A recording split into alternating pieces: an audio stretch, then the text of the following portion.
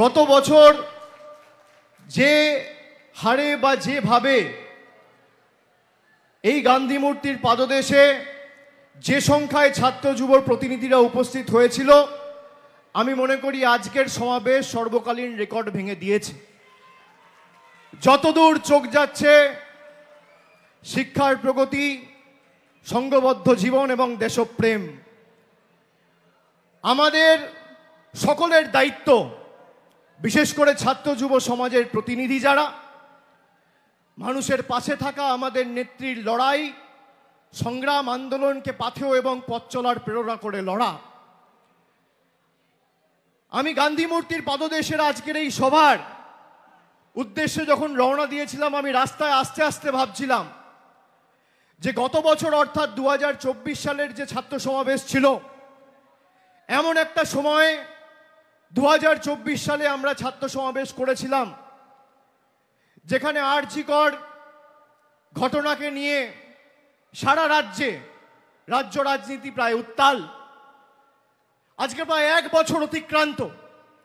আমি আগের বছর সভায় বলেছিলাম, এই জায়গা থেকে, এই মঞ্চ থেকে দাঁড়িয়ে, একই সময় একই দিনে ঠিক 1 বছর আগে, যে যারা দোষীর শাস্তিতে রাত দখলের ডাক দিয়েছেন সেই মহিলাদের, নারীদের লড়াইকে আমরা সম্মান জানাই। কিন্তু আজকে 1 বছরের বেশি হয়ে গেল, যেটা মমতা বন্দ্যোপাধ্যায় নেতৃত্বাধীন কলকাতা পুলিশ 24 ঘন্টার মধ্যে করেছে, সেটা নরেন্দ্র মোদীর অধীনে থাকা সিবিআই 1 বছর পার হয়ে গেছে, কিছু করতে পারেনি, এটা প্রমাণিত।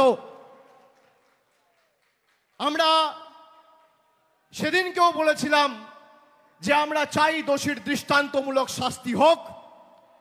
আমাদের রাজ্যের সরকার মন্ত্রিসভায় পাস করিয়ে, বিধানসভায় পাস করিয়ে অপরাজিতা বিল সেপ্টেম্বরের প্রথম সপ্তাহে রাজ্যপালের কাছে পাঠিয়েছিল, যাতে এরকম নরকীয় ঘটনার কোনো পুনরাবৃত্তি বাংলা সহ দেশের কোনো মাটিতে না ঘটে।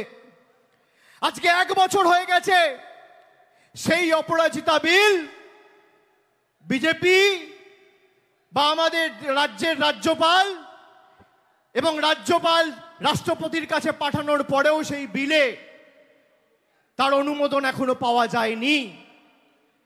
যারা সেদিন রাস্তায় নেমে এই ঘটনার প্রতিবাদ করেছিল, তাদের উদ্দেশ্য শুধু দোষী শাস্তি পাক নয়, তাদের উদ্দেশ্য ছিল গরিব মানুষের যে স্বার্থে যে স্বাস্থ্য ব্যবস্থা মমতা ব্যানার্জির সরকার 2011 থেকে করেছে, সেই স্বাস্থ্য ব্যবস্থাকে চূর্ণ বিচূর্ণ করে ভেঙে ফেলা। না হলে আজকে সেই সিপিএম আর কংগ্রেস আর বিজেপির বন্ধুদের আওয়াজ অপরাজিতা বিল নিয়ে উঠছে না কেন? তারা কেন রাস্তায় আন্দোলন করে মিটিং মিছিল করছে না যে এই বিল অবিলম্বে কেন্দ্র সরকারকে পাস করতে হবে? আপনারা বলুন তো, আপনারা অপরাজিতা বিল পাস হয় তার পক্ষে না বিপক্ষে? হাত তুলে বলুন। আপনারা চান এই বাংলায় যে ঘটনা ঘটেছে এবং তৎক্ষণাৎ 1 মাসের মধ্যে আমাদের রাজ্য সরকার যে অপরাজিতা অ্যান্টি রেপ বিল বিধানসভায় পাস করিয়ে রাজ্যপালের মারফত রাষ্ট্রপতির কাছে পাঠিয়েছে, সেটা পাস হওয়া উচিত কিনা উচিত? হাত তুলে বলুন, সবাই হাত তুলে বলুন, উচিত কিনা উচিত? আপনারা এলাকায় বলবেন না যে এই বিলকে আটকে রেখেছে? বলবেন না? বলবেন না? বলবেন না? যারা এসআইআর করে আমাদের মৌলিক অধিকার কেড়ে নিতে চাইছে, তাদের বিরুদ্ধে ছাত্র যুব রাস্তায় নামবে না? যারা আমার ভোটের অধিকার আমার কেড়ে নিতে চাইছে, তাদেরকে বাংলা আগামী 26 সালে যোগ্য জবাব দেবে না? আগে আমরা কি দেখতাম, ভারত স্বাধীন হওয়ার পরে যে বিপ্লবী স্বাধীনতা সংগ্রামীরা আমাদের দেশের স্বাধীনতার জন্য প্রাণ দিয়েছিল, আমাদের দেশের স্বাধীনতার জন্য লড়াই করেছিল, পরবর্তী ক্ষেত্রে বাবা সাহেব আম্বেদকরের নেতৃত্বে এবং তার হাতে যে সংবিধান তৈরি হয়, সেই সংবিধান প্রত্যেকটা ভারতীয়কে তার মৌলিক অধিকার দিয়েছে। আজকে ভারতীয় জনতা পার্টির সরকার সেই মৌলিক অধিকার কেড়ে নিতে চাইছে। আগে আমরা কি দেখতাম যে ভারতবর্ষ জুড়ে সাধারণ মানুষ নিজের ভোটাধিকার প্রয়োগ করে পছন্দের সরকার নির্বাচিত করত বা বাঁচত। আর আজকে কি দেখছি, বর্তমান কেন্দ্রের সরকার নিজেদের সরকারের স্থায়িত্ব বাড়াতে আর নিজেদের সরকারের স্বার্থ রক্ষা করতে ভারতবর্ষ জুড়ে ভোটার বেছে নিচ্ছে। আগে মানুষ সরকার বাঁচত, আর আজ সরকার মানুষ অর্থাৎ ভোটার বাঁচছে। এর বিরুদ্ধে বাংলা লড়বে কি লড়বে না? সবাই হাত তুলে বলুন, লড়বে কি লড়বে না? আমরা 100 দিনের জব কার্ড হোল্ডারদের স্বার্থে লড়াই করে দিল্লিতে গিয়ে বৃহত্তর আন্দোলন সমষ্টিগতভাবে লড়াই করেছি। তাদের হকের জন্য প্রশ্ন তুলেছি, তাদের স্বার্থে লড়াই করেছি। আমাদের মহিলা সাংসদ, বিশেষ করে এসসি, এসটি, ওবিসি, জনজাতি, মূলবাসী, তপশিলি জাতি, উপজাতি প্রতিনিধিদের চুলের মুঠি ধরে ছেঁচড়াতে টানতে টানতে দিল্লির কৃষি ভবন থেকে অমিত শাহর স্বরাষ্ট্র মন্ত্রকের অধীনে থাকা দিল্লি পুলিশ বার করেছিল। আমরা মাথা নত করিনি। আমরা হয়তো দিল্লি থেকে টাকা আনতে পারিনি, কিন্তু আমাদের নেত্রী মমতা বন্দ্যোপাধ্যায় এবং মামাটি মানুষের সরকারের মুখ্যমন্ত্রী 69 লক্ষ জব কার্ড হোল্ডারকে তার বকেয়া পাওনা মিটিয়ে ডাইরেক্ট ব্যাংক ট্রান্সফার করে তাদের অ্যাকাউন্টে টাকা পৌঁছে দিয়েছে। আমরা যদি 69 লক্ষ জব কার্ড হোল্ডারের স্বার্থে লড়াই করতে পারি, তাহলে 10 কোটি বঙ্গবাসীকে যারা বাংলাদেশি বলেছে তাদের যোগ্য জবাব দিতে এবং প্রতিশোধের রাজনীতি তুলতে গণতান্ত্রিকভাবে সমষ্টিগতভাবে পথে লড়াইয়ের আন্দোলনের রাস্তাও বেছে নেব। বিজেপির বন্ধুদের আজকেই 28-এর মঞ্চ থেকে হুঁশিয়ারি করে দিয়ে যাচ্ছি। যারা বাংলাকে পদে পদে লাঞ্ছিত, বঞ্চিত, অপমানিত, কলুষিত, কালিমালিপ্ত করে বিভিন্নভাবে ব্যঙ্গ বিদ্রুপ করে বাংলাদেশি বলে আখ্যায়িত করেছেন, বলছে বাংলা বলে কোনো ভাষা নেই। বলুন, এর জবাব আমরা দেবো কি দেবো না? যারা 10 কোটি বঙ্গবাসীকে অপমান করেছেন তাদের জবাব দেবেন না? যারা বাংলার কৃষকের টাকা আটকে রেখেছে তাদের জবাব দেবেন না? যারা জল জীবন মিশনের অধীনে বাংলার 10 কোটি মানুষের পানীয় জলের প্রকল্পের টাকা আটকে রেখেছে তাদের জবাব দেবেন না? যারা 50 লক্ষ গরিব মানুষের আবাসের টাকা আটকে রেখেছে তাদের জবাব দেবেন না? যারা বাংলা গ্রামীণ সড়ক যোজনার প্রায় 10,000 কোটি টাকার উপর এখনো আটকে রেখেছে তাদের জবাব দেবেন না? দেব কি দেব না? দেব কি দেব না? দেব কি দেব না? আমি সকলকে অনুরোধ করব, আমাদের নেত্রী ইতিমধ্যেই উপস্থিত হয়েছে, আমি বক্তব্য দীর্ঘায়িত করব না। আমি খালি আপনাদের বলবো যে আমরা ঐক্যবদ্ধভাবে লড়াই করব। বিগত দিনেও করেছি, আগামী দিনেও করব। যারা মমতা বন্দ্যোপাধ্যায়কে বাংলা থেকে সরানোর কথা বলে তাদেরকে বলবো তৃণমূল কংগ্রেসের নেত্রীর সাথে পরে লড়বে, আগে ছাত্র যুবর সাথে মোকাবেলা করো, তারা 10-0 গোলে তোমাদের প্রতিহত করবে। 10-0 গোলে তৃণমূল ছাত্র পরিষদ আর তৃণমূল যুব কংগ্রেসের কাছে এই বিজেপি আর সিপিএম হারবে। এই যে যুব প্রতিনিধি, ছাত্র প্রতিনিধি যারা আজকে এসছে এত বাধা বিপত্তি পেরিয়ে আমাদের নেত্রীর কথা শুনবেন বলে, আমি আপনাদের বলতে চাই, সংবাদ মাধ্যমের পরিকল্পিতভাবে কুৎসা আমাদের আটকাতে হবে। আমাদের লজ্জার যে 12 ক্লাস পাস করার পরে অনেক বাংলা জুড়ে অভিভাবক রয়েছেন, রেজাল্ট বেরোনোর পরেও ভর্তি প্রক্রিয়ায় কাল বিলম্ব হয়েছিল বলে আপনারা কিছুটা উদ্বিগ্ন হয়েছিলেন। এই বিষয় নিয়ে বিস্তারিত মুখ্যমন্ত্রী বলবেন। তবে আমাদের কাছে দুর্ভাগ্যের যে বাংলার সরকারের বিরুদ্ধে যুদ্ধ ঘোষণা করতে গিয়ে এবং তৃণমূল কংগ্রেসকে শিক্ষা দিতে গিয়ে কলকাতা হাইকোর্টের বিচার ব্যবস্থার একাংশ বাংলার ছাত্র যুব সমাজের জীবনে অন্ধকার নামিয়ে আনার চেষ্টা করেছিল। আমরা সুপ্রিম কোর্টে গিয়ে সেই অর্ডার স্টে করিয়ে সুপ্রিম কোর্টের অনুমতি যেদিন পেয়েছি 1 ঘন্টার মধ্যে সরকার প্রক্রিয়া চালু করেছে। আমি আপনাদের অনুরোধ করব, এসআইআর এর বিরুদ্ধে আমাদের লড়াই চলবে। যদি একটা বাংলার মানুষের মৌলিক বা ভোটাধিকার বিজেপির সরকার কাটতে চায়, তাহলে 10 লক্ষ লোক নিয়ে দিল্লির রাজপথ তৃণমূল কংগ্রেস ঘেরাও করে কত ধানে কত চাল আছে প্রমাণ করবে। আমরা সবাই মিলে আগামী দিন দিল্লি যাব যদি বাংলার মানুষকে ছোট করা হয়। আপনারা বলুন, বলছে বাংলা বলে কোনো ভাষা নেই। রবীন্দ্রনাথ ঠাকুর কি ভাষায় কথা বলতো? ঈশ্বরচন্দ্র বিদ্যাসাগর বর্ণ পরিচয়ের স্রষ্টা কি ভাষায় কথা বলতো? নেতাজি সুভাষচন্দ্র বসু কি ভাষায় কথা বলতো? মাতঙ্গিনী হাজরা, ক্ষুদিরাম বসু, জীবনানন্দ দাস, মাইকেল মধুসূদন দত্ত কি ভাষায় কথা বলতো? বিদ্যাসাগর না থাকলে নিজের নাম আর নিজের বাবার নামটাও লিখতে পারতেন না। যারা সই করছেন বাংলার ভারতবর্ষের স্বাধীনতা আন্দোলনের ক্ষেত্রে বাংলার অবদান অনস্বীকার্য। এই বাংলাই পথ দেখিয়েছিল ভারতবর্ষকে। আজকে সব জায়গায় বিজেপি ধমকে চমকে চোখ রাঙিয়ে প্রত্যেকটা রাজনৈতিক দলকে ঘরে ঢোকানোর পরিকল্পনা নিয়েছিল। আমাদের পেরেছে কাঁচকলা। যত ইডি সিবিআই লাগিয়েছে, তৃণমূল কংগ্রেসের কর্মীদের লড়াই করার, আন্দোলন করার মানসিকতা আরো তীব্র থেকে তীব্রতর হয়েছে।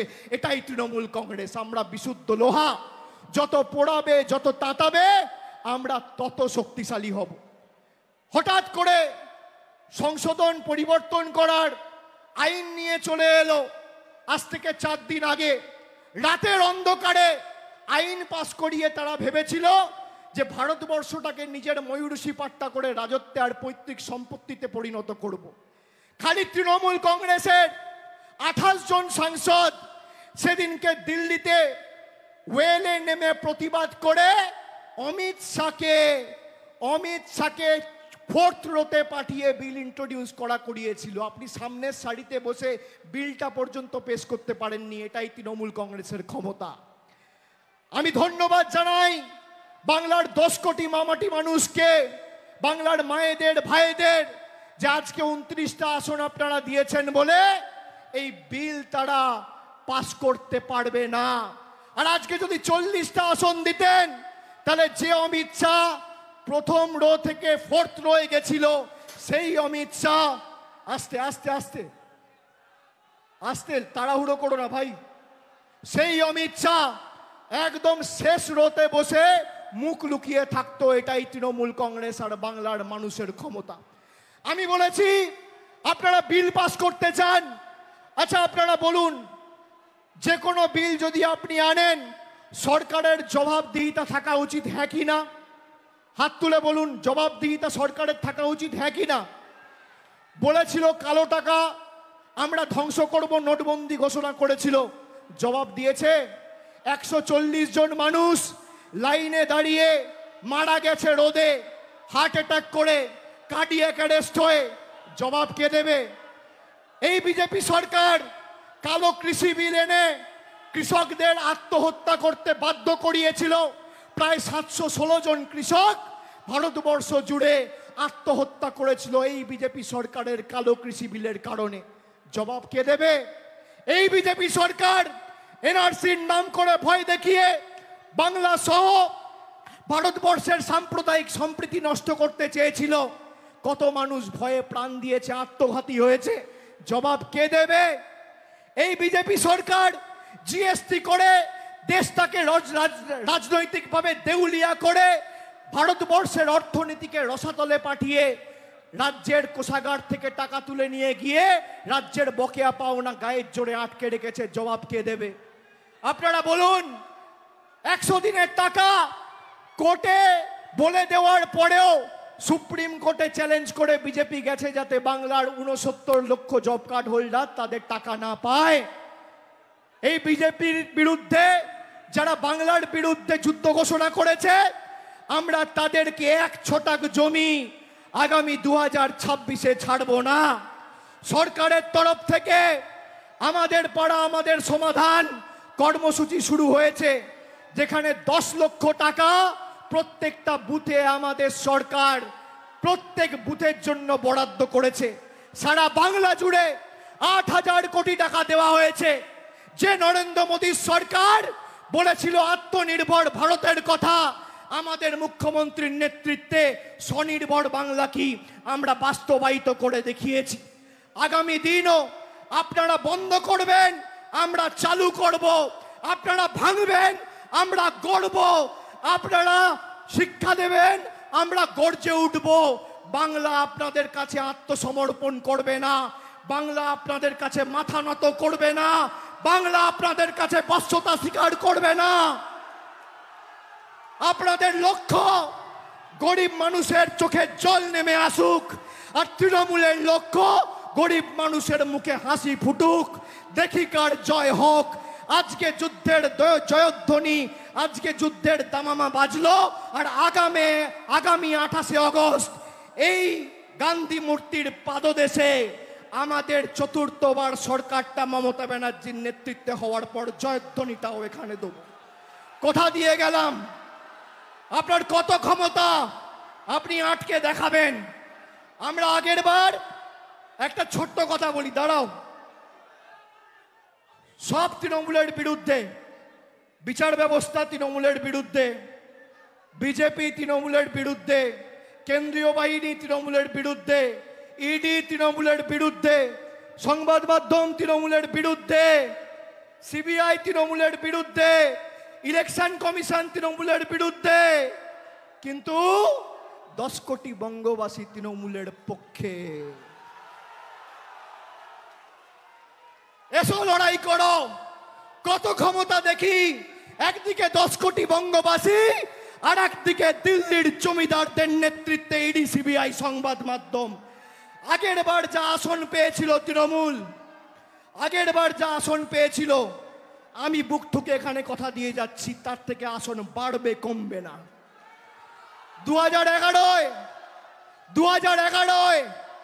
184টা আসন পেয়ে আমরা বাংলায় ক্ষমতায় এসেছিলাম প্রথমবার। 2016 5 বছর কুৎসা করার পর তৃণমূলের আসন সংখ্যা বেড়ে হয়েছিল 211। 2016 থেকে 2021 কুৎসা যত বেড়েছে, মানুষের জনসমর্থন তত বেড়েছে। 211টা হয়েছে 215। আর এবার তো আমি বলেছি, বিজেপির ক্ষমতা থাকলে 50 পার করে দেখাও, 50। আগামী দিনে লড়াই বুঝে নেব। আর আমরা এই ভেঙে দাও গুড়িয়ে দাও এর রাজনীতি করি না, আমরা সাজিয়ে দাও গুছিয়ে দাও এর রাজনীতি করি। আমরা যেভাবে মানুষের পাশে ছিলাম, একইভাবে আমরা মানুষের পাশে থাকব। এবং শপথ নিতে হবে যে যারা তৃণমূল কংগ্রেসকে ছোট করতে গিয়ে 10 কোটি বঙ্গবাসীকে ছোট করেছে, যারা আমাদের বাংলাদেশি বলে ব্যঙ্গ বিদ্রুপ করেছে, যারা বলেছে বাংলা বলে কোনো ভাষা নেই, যারা বলেছে বাংলা বলে কোনো ভাষা নেই, বাঙালি বলে কোনো জাতি নেই, তাদের বিরুদ্ধে 10 কোটি বঙ্গবাসীর লড়াই। আগামী দিন আমি খালি কবির কথায় বলি, প্রয়োজনে দেব মোরা এক নদী রক্ত, হোক না পথের মাদা প্রস্তুর শক্ত। অবিরাম লড়াইয়ের চির সংঘর্ষে একদিন সে পাহাড় টলবেই, জনতার সংগ্রাম চলবেই। আমি আরেকবার সকলকে ধন্যবাদ জানিয়ে, কৃতজ্ঞতা জানিয়ে আমার বক্তব্য শেষ করছি। জয় হিন্দ, বন্দে মাতরম। তৃণমূল কংগ্রেস জিন্দাবাদ, তৃণমূল যুব কংগ্রেস জিন্দাবাদ, তৃণমূল ছাত্র পরিষদ জিন্দাবাদ।